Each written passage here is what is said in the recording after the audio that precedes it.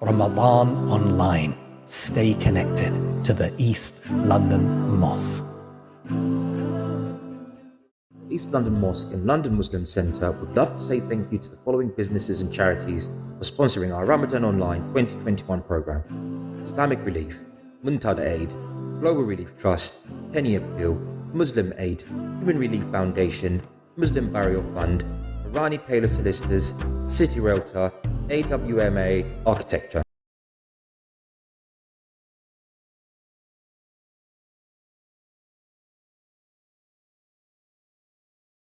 Bismillahir Rahmanir Rahim. Assalamu alaikum wa rahmatullahi wa barakatuh.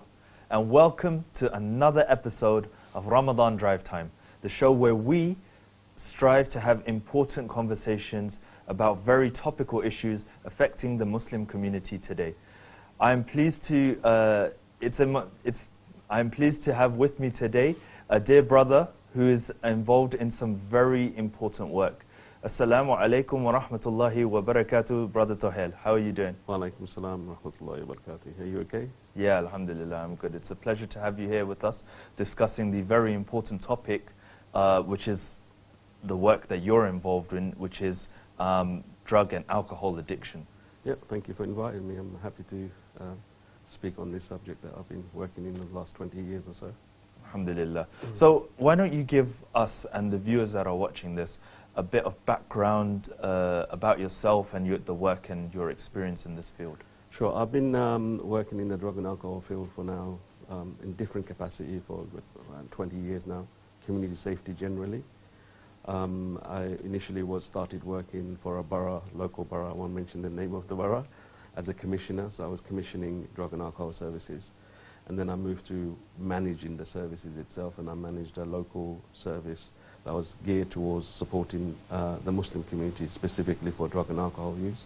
Okay. And then I moved on to manage a borough's drug and alcohol service at the moment. So I'm managing the entire integrated drug and alcohol service of a local borough. So that's for adults, drug and alcohol, young people's drug and alcohol, and ancillary services that relate to drug and alcohol. Oh, Jazakallah khairan. So, you know, I'll kick off this conversation by mentioning that, you know, amongst the Muslim community in particular, the issue of drug and alcohol abuse is considered either non-existent or swept under the carpet when it is. Yeah. What are your thoughts on this? Well, I think that's probably a view that's now in the minority, I would assume. Perhaps that was the case in the early 90s, mid-90s. Now it's a common knowledge. It's common knowledge, I should say, that drug and alcohol is as prevalent within the Muslim community as it is in the wider society. So we have drug and alcohol use in the wider society. The Muslim community doesn't have a wall around itself to say that that's not in our community. It is very much in our community. It's visible in our community. Not only that, I would go, well, we can all attest to this or have evidence of this, that not only are we using drug and alcohol within our communities, we're actually the suppliers and dealers of drugs,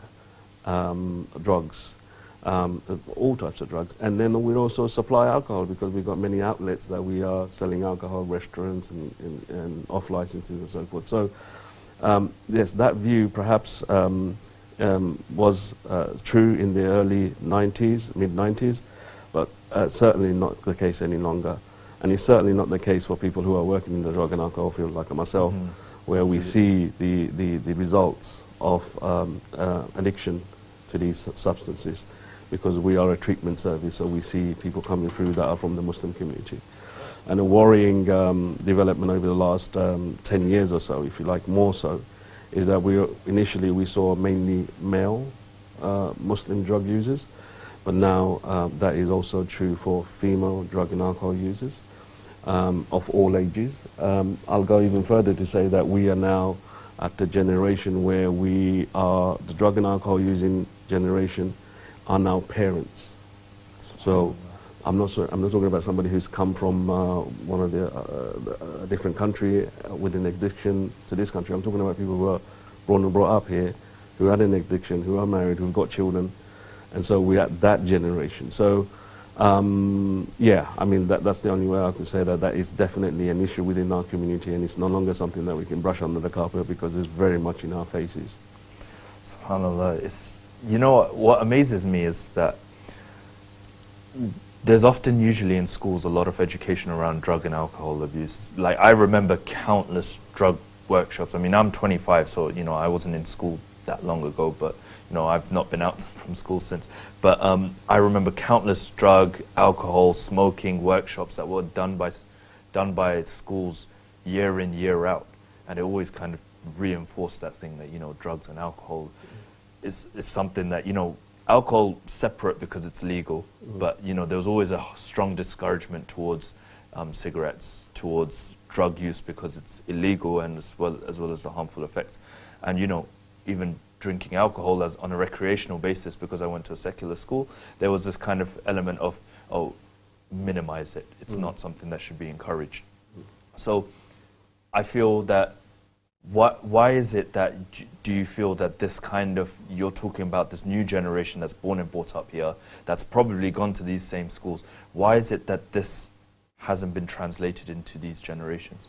I mean, the educational element. Yeah. I think the fact, well, let's go back a little bit. The fact that schools talk about drug and alcohol, and as part of their teaching, they try and make sure that the children understand and, you know, give some protective factors so that they can make better decisions about what they do when they grow up.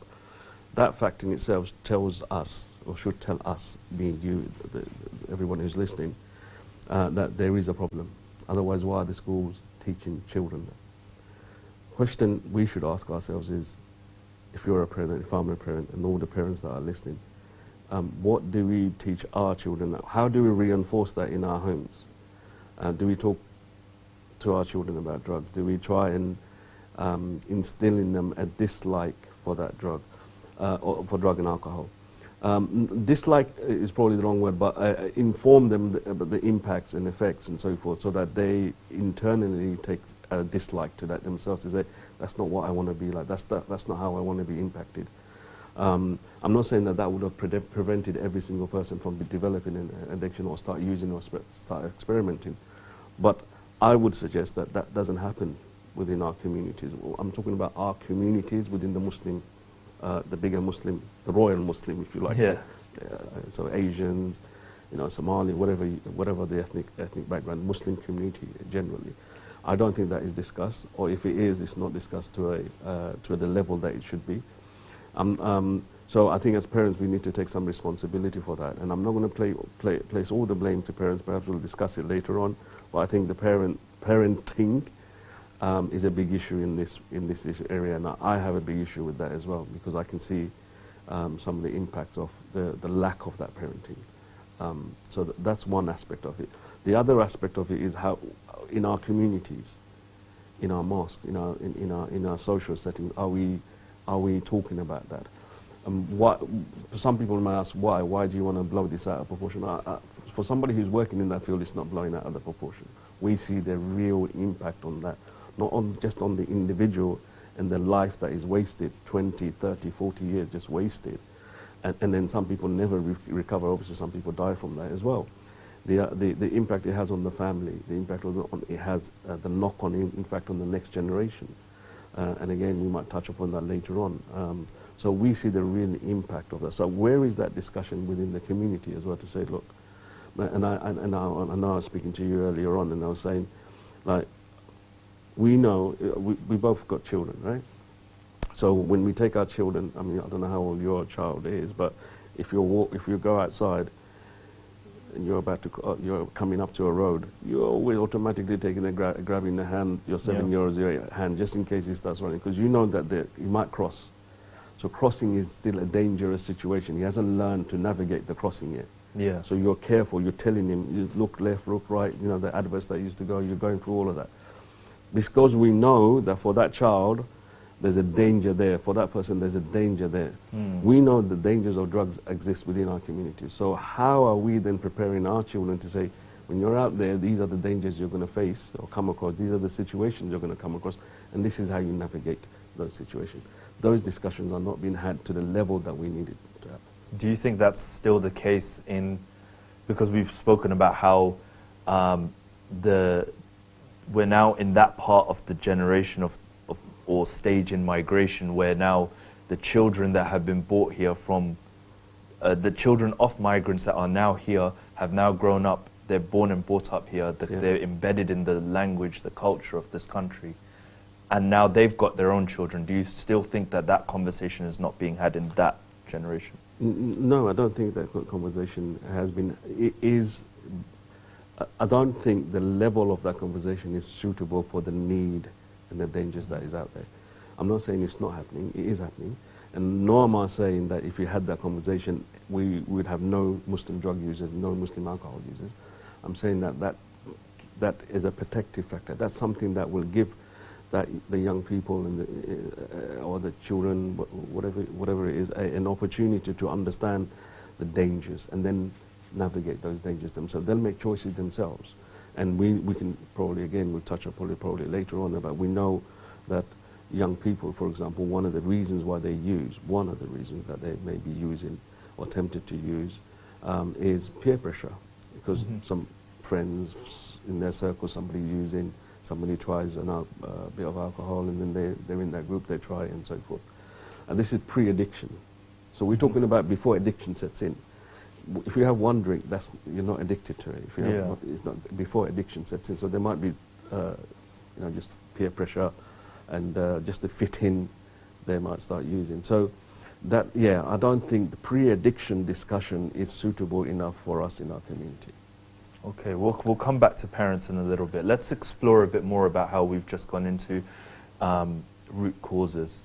So I'll tell you a bit about my background. I'm first generation in this country, but I came very young. My parents are from back home in Pakistan. They brought me here. And, for them, we didn't really have those conversations, but my mum was a child psychologist. So she was a bit more open than your average Asian parent would be. And she would always tell me, oh, son, drugs are bad, cigarettes are bad, alcohol is bad. Even to the point, if we went to the supermarket, if I needed to cross the market to go to a different aisle, she wouldn't let me cross through the alcohol aisle because she said, no, you don't go through there, you go around the long way. So that was I've always been kind of brought up with okay, this is something you stay away from. But there's many parents that might not even give that much to their children. Or many children might have the education, but like you said, peer pressure is something that always kind of gets to people. So do you think peer pressure and lack of parenting are kind of you'd say, big factors in root causes? These are the many root causes, yeah. So the peer pressure for young people is definitely, research and evaluations reports have confirmed that. This party culture that's that's confirmed, so it's not deniable, it's there. Young people themselves have said that's what it is, that's what they started using. So many researches and reports have pointed to that. This is a difficult discussion to have in our community. The other reason for a lot of people using, is abuse. Okay. Now, this is common in all communities, by the way. It's not just in the Muslim community. There's abuse. Now, there may be different type of abuse based on the different communities that you are in, but abuse is very much a factor. So when a young person is growing up, they have gone through certain traumas in their lives that results in them trying to bury those traumas, trying to subdue those traumas by turning to drug and alcohol. And then addiction hits in, and then they can't come out of it. So, and we can talk about sexual abuse, we're talking about neglect, we can talk about physical abuse, and so forth. Now, in our communities, I used to work for Tohel Ahmed's victim support scheme. So I was supporting prior to this area. So I dealt with many cases of abuse, all types of abuse within the Muslim community, within the Muslim family. So we can't sweep that under the carpet either. Yeah. That exists. So a lot of people you will find when they come into treatment and they go into counselling and so forth, as part of their treatment recovery, they will disclose that to their counsellors to say, this is what happened to me. This is how I ended up turning to drug and alcohol and so forth. So that's another factor that we can't rule out within our community. Is very much there. Okay. And one more, if you wanted to get another example, is let's face it, a lot of people want to experiment with things that make them feel good. Yeah. Drugs initially makes you feel good. It gives you a feeling of strength, euphoria. It gives you invincibility, and so forth at the initial stage. So when they see other people, when they see other people's positivity and so forth, for the small time that they're high, somebody else looking at that wants that same thing, that wants that enjoyment for that 1 minute, 10 minute, 20 minute, whatever amount it is. So that is also another factor where people do initially use. And then obviously, again, as I say, you start using and then addiction sets in. And we don't want to go into necessarily a discussion around how addiction happened. It's a more medical discussion. But then it's become a problem. Mm. You know, it's now an issue. It's now the brain needs that and so forth. So that's how addiction, these are 2 or 3 areas that are common factors in drug use or alcohol use. Subhanallah. So just to reiterate, yeah. Abuse and neglect, I want to kind of extend on that. Neglect within the Muslim community means, for example, what are the parents doing? How are the parents, what sort of discussion are the parents having? Where's the father in the discussion? And why do I mention that? And hopefully, inshallah, I won't fall into that category. If I am, Allah guide me back. Is that there seems to be within our communities absentee fathers. They're there, but they're not there. Okay, they're at work. They're out and about. They're doing politics. Forget the family. They're in the mosque 24/7. Neglect of the family, neglect of the children, and so forth. So neglect is also an abuse. When you neglect your duties towards your children in your family, it's also abuse. So that level of having a father figure at home, a mother is always there, of course, is also a factor, I would suggest, not just the other abuse that I'm talking about. Okay, subhanallah. I think a lot of this conversation, many Muslims would acknowledge it as happening, but feel uncomfortable talking about. Especially, I've heard the absentee father part quite a bit, especially in, I know in the Pakistani community, in Indian communities, Bangladeshi communities, the South subcontinent communities, it's quite common because the concept of the father is, from back home that we've imported here is that, that the mother does everything at home. The father just works and comes home and puts his feet on the TV. Yeah, and even when he puts his feet on the TV, the children are at home, in that living room, they'd probably walk out. They'll go because the father's in the living room, now they have to go to a different room. Mm. That's quite common. I know in my community, not every family, some families were like that, where when the older brother comes in, the younger ones are really older brother, they're a bit more quiet, they need to move out, they've got to show respect and so. That's not respect. Yeah. That's not respecting the father. That's not father respecting the children either. So I think a lot of our viewers may identify with that, especially with the older generation, I would say. Mm-hmm. Hopefully that's disappearing with the younger generation. Mm-hmm. I definitely agree. So if I was playing devil's advocate, for lack of a better term, so, and I was devil's advocate, and I'm saying to you that, Brother Tohel, what you're saying, it doesn't make sense to me. How can my father not being present, or how can, someone, maybe me being bullied at school, or me, some inappropriate thing happening to me at the home, how can that push me to do something that I know is wrong? Okay, so what I would say is that I can ask that question, you can ask that question, because me and you haven't been in that situation. We've not had that done to us. So therefore we can't understand it. But the people who have those situations put upon them, they know, and they're dealing with those consequences. When somebody is abused, where does that go in the mind? Where do they put that? Where do they hide that? They can't lock it up anywhere, physically. They can't just say, okay, this happened to me 4 years ago with this person, so therefore I'm going to just take that, put it in a basket and put it away. With a kryptonite box so it doesn't come out like Superman. No, you can't. So they have to they're still in there, it's in their psyche. So the way they kind of shroud that over is with addiction. So people like myself and yourself, perhaps we won't understand that because we're not in their shoes. But when you're in their, if you were in their shoes, obviously we'll understand it. But when you're speaking to them, you'll see those things come out. So, only thing me and you and us, we as a community can do is put protective factors in, factors that will deter, factors that will allow that person to say, okay, you know what, this is what I'm feeling, but this is the correct way of dealing with this. This is what me and you can do. Yeah, that makes sense. And the community wider. No, of course, that makes sense. I think, you know, especially being in Tower Hamlets as the local mosque, we kind of see around us, there's been various news reports of, you know, Muslims supplying drugs, Muslim gangs, you know, this kind of gang culture that we have, that, you know, there's drug wars here and there, and then you can even see amongst the people that there is a large percentage of drug users walking around, and with visible features on their face that indicates that they're facing this addiction. So what do you think has led Muslims from, you know, specifically speaking about the Muslim community here, because we're a mosque, of course, what do you think has led Muslims who are from, I would argue, a practicing household, or mainly because I'm saying Tower Hamlets has a very high population of Muslims concentrated in one area, that you would argue, okay, there is the mosque there, the imam is there, the religious factor is there. What has led these youth to now not go past just being the ones that are, you know, taking drugs, but now actually supplying this stuff? Yeah, yeah. Well, look, you'll find that those individuals are probably not engaging within the Islamic environment necessarily.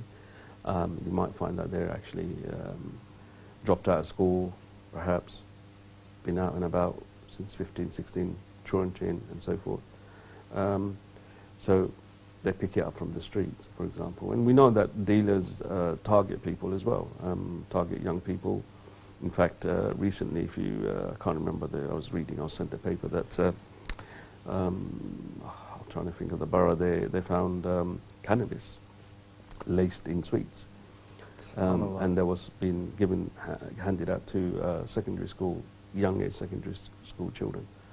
And that's just to get them, you know, started and hooked and so forth, and get the taste of that. So we know that people, there's pariahs out there, there's parasites out there that will target people, and do target people and so forth, and it happens in our community as well.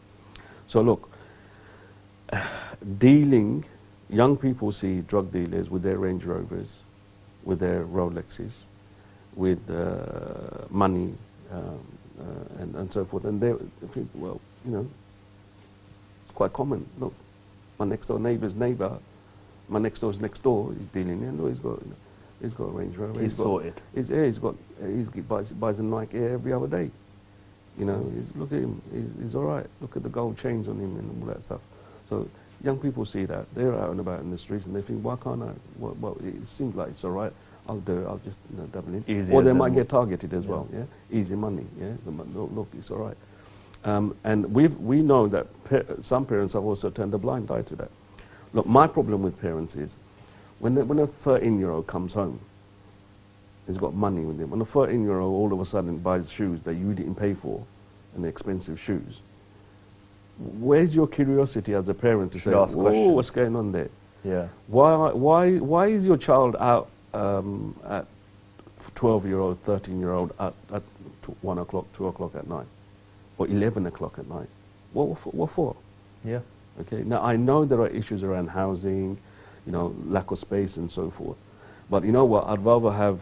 I don't know if you'll agree, but I'd rather have my living. Should we not have our living room packed with our children, knowing that if they're outside at 11 o'clock, 12 o'clock, they might get bad influence? Mm.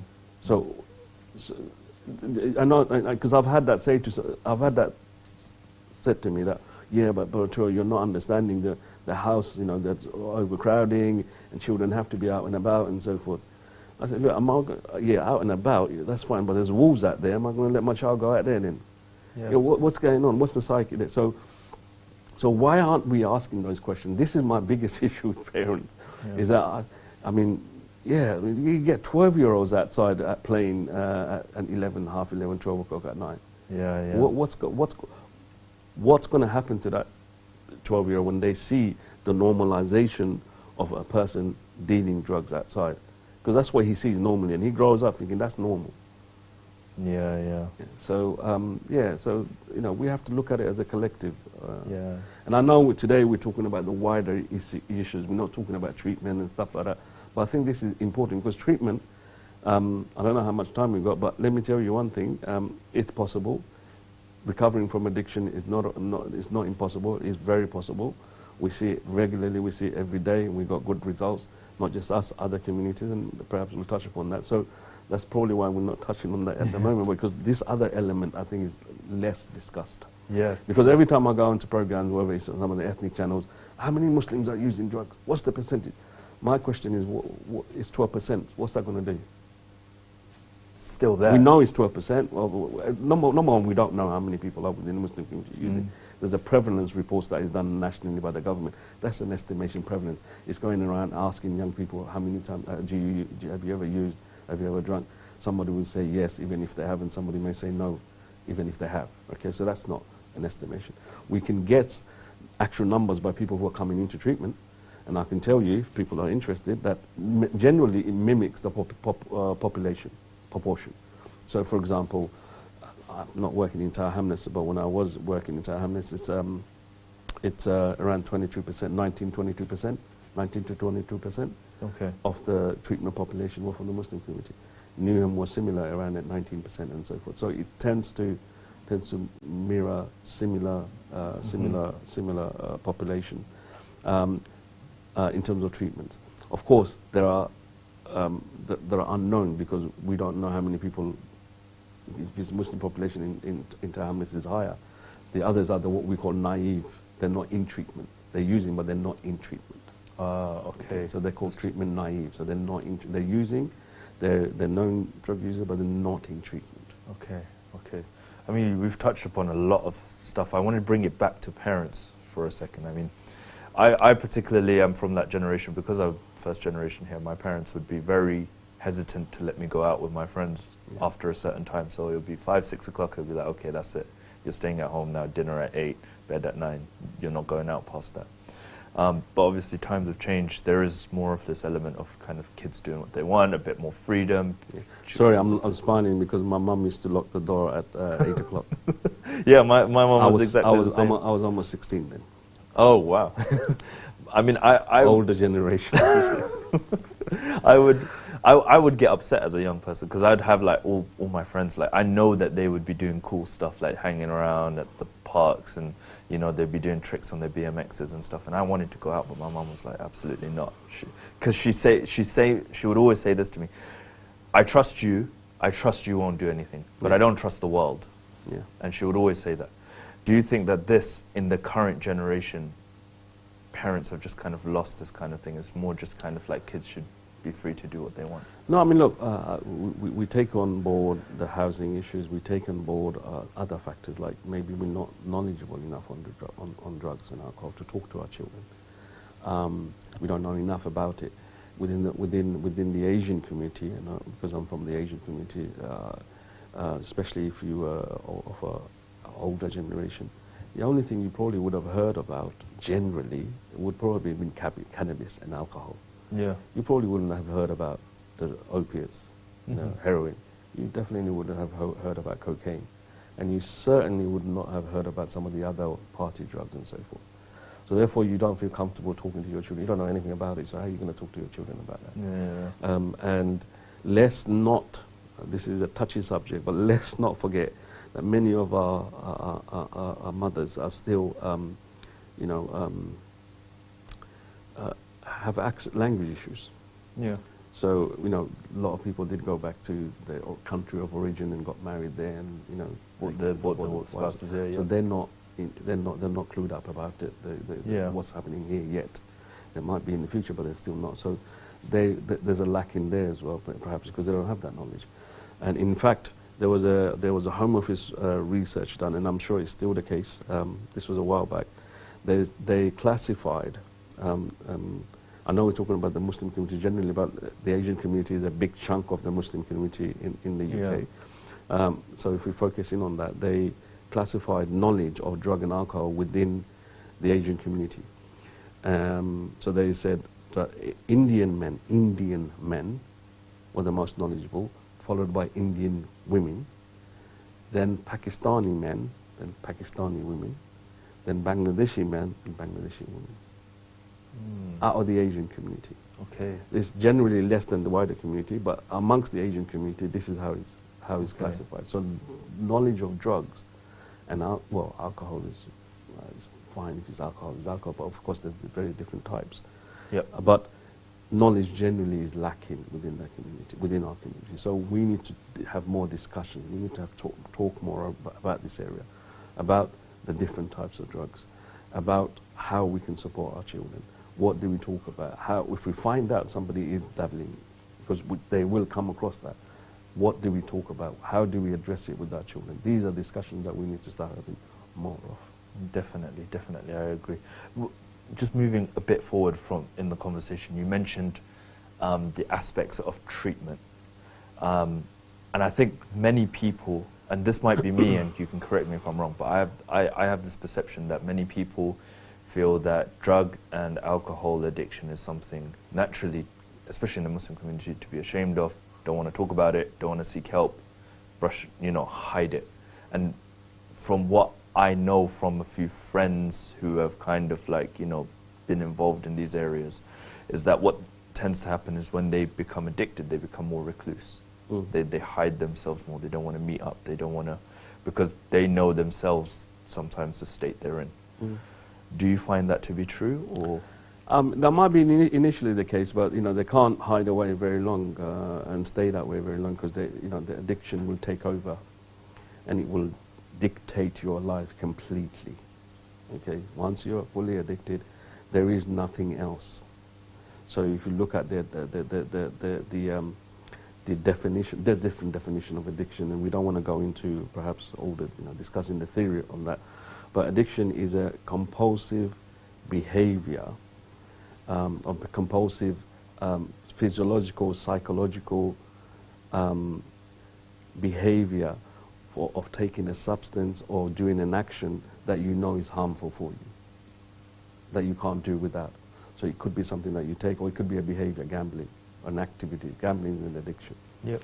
But we know that it's harmful, but we need that. The body physiologically and psychologically needs that now. Okay. That's addiction has set in. It's out of your control, as if you can't just stop that now. There's steps you have to go through. You can't just give it up just like that. And this is another thing that parents have to understand, or we as community have to understand, that once somebody is in treatment, it's a process. It's not that they can give up. In fact, we have that in our own religion. Allah didn't ask the people, and there's a reason for that actually. Now that I think I'm not a scholar, I can be completely wrong on that, but alcohol wasn't made unlawful in one straight swoop.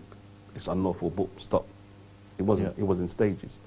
Same way, when somebody is drinking to a very high level, you can't tell that person stop drinking there and then, because that person, depending on what they're doing, it can cause death in alcohol withdrawal, because of alcohol withdrawal. So, and other health factors. So, in alcohol treatments, depending on the level of that person's alcohol drinking, there's a process that has to go through before it's safe for that person to stop drinking. And in my service, we've got doctors and clinicians that do that, because it is unsafe to somebody to stop just like that, especially if they're drinking at a very high level. So there is a process that treatment people have to go through. And again, we need to understand those processes. If we understand that process, then that friend and that cousin or whoever you've got, you can support them better. And they'll be less embarrassed to go and get that support, or they'll be more encouraged to go and get that support. Okay, okay. So what would you advise someone who was facing these difficulties now, and deep inside, it's Ramadan, they want to quit? Okay, how would you advise them? Okay, so look, even in there's change cycle in recovery, okay, for addiction, and again, without going into too much detail, there's a pre-contemplation stage where they're actually they started using. It's a couple of years, they're enjoying it too much. They're not even thinking about giving up. That's not where they are. Their mind is, I'm enjoying this too much, and it's too good to give up. And then there's contemplation stage. This is where they know that what they're doing is harmful to them, that they want to stop, that it is harmful. They get that. They get that. So what me and you can do during that time is encourage that. That stage is where we can come in as friends, as family, as agencies, and encourage that. This is where motivational work happens. This is where, you know, motivational interventions happen, that we want to keep that person going in that same trajectory, same road, to say, okay, now you're thinking about that it is harmful for you. We need to take advantage at that stage. So if you've got family or friends that you know are at that stage, then this is the time to really get engaged with them and try and get them to go and get that take that next step and get that help.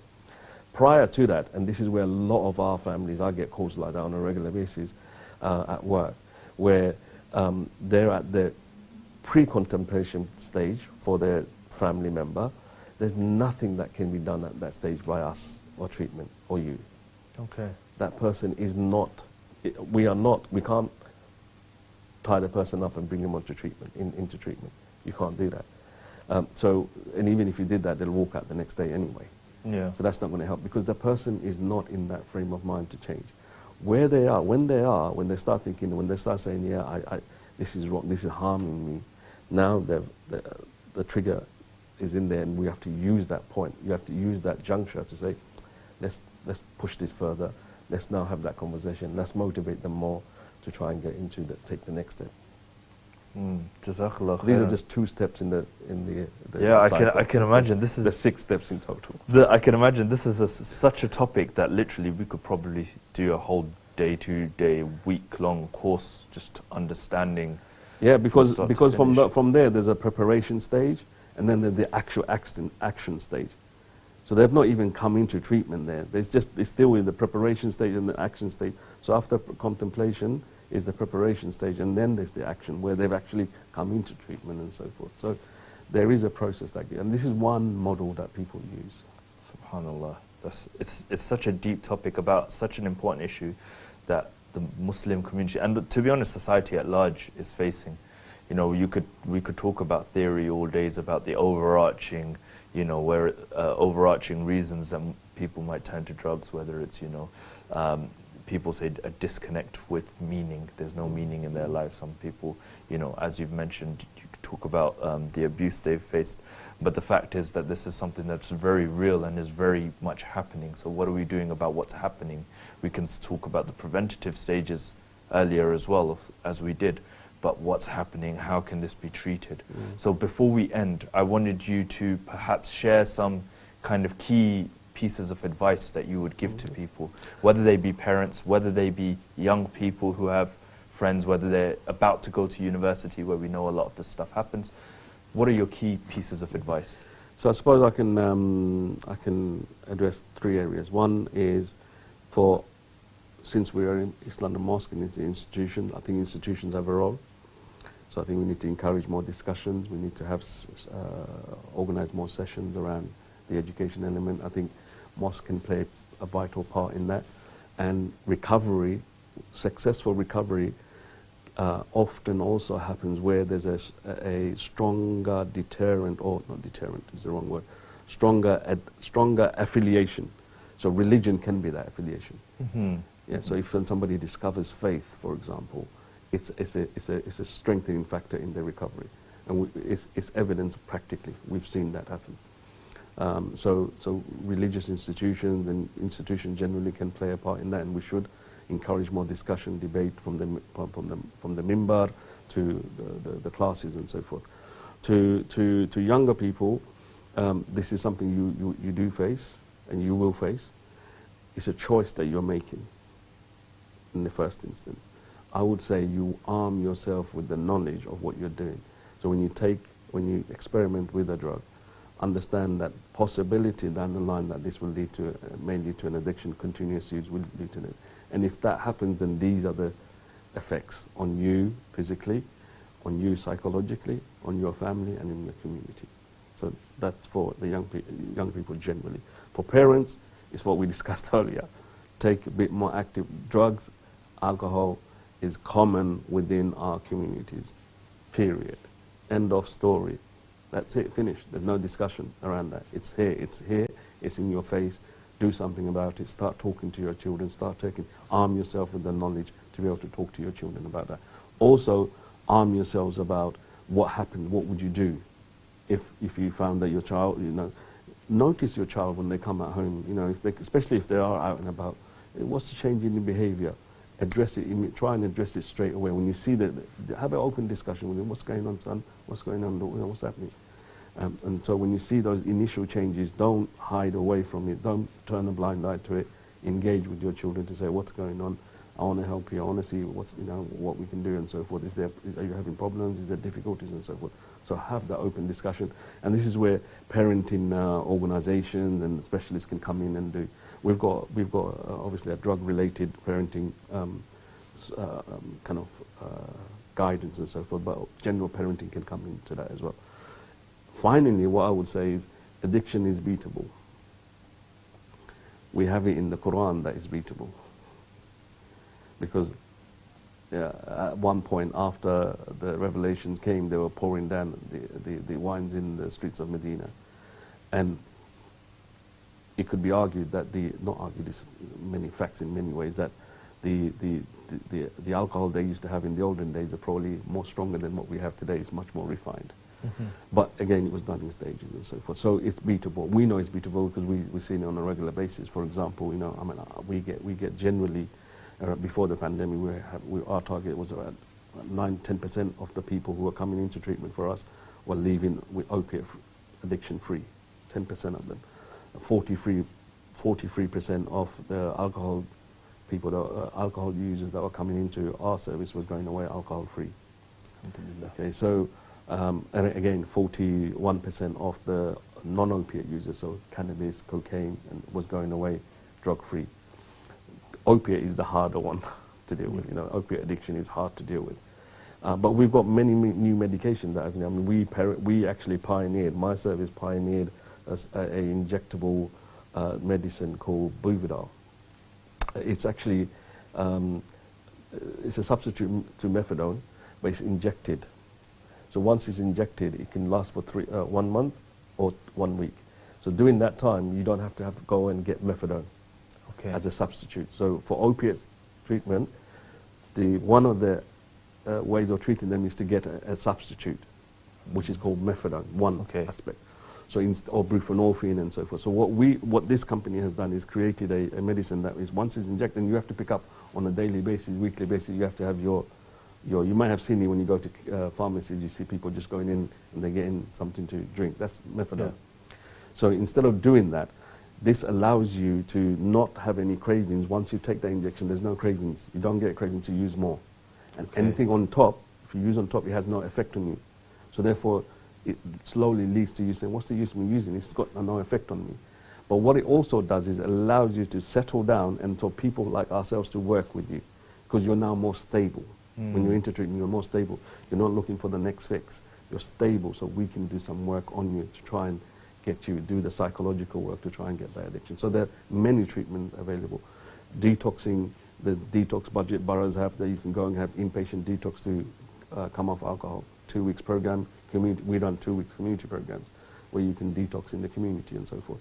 And there are anti-craving medications that you can take after detoxing from alcohol and so forth. So it's possible.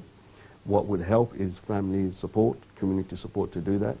It's here. Let's not hide away from it. If you've got a problem, go and seek help. Jazakallahu khairan, Brother Tohel. That was very profound advice and very insightful as well. I appreciate you taking the time out to have this conversation.